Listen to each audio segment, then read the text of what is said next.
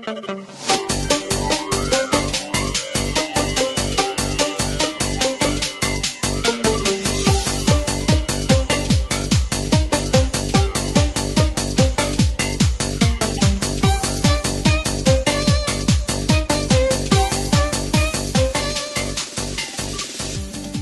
гражданин Республики Кыргызстан.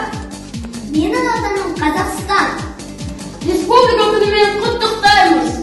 25 октября День Республики. Казахстан – это национальная страна. Я казахстанец. Удачи, здоровья и море улыбок. Мен Қазақстанды мақтан етемін. Я горжусь своей страной. Қазақстан халқына мың-мың. Мен Назарбаевны сүйемін. Поздравляю с Днем Республики. Мерекелеріңіз сізбен. Әр отбасында береке болсын. Мы желаем счастья в каждый дом.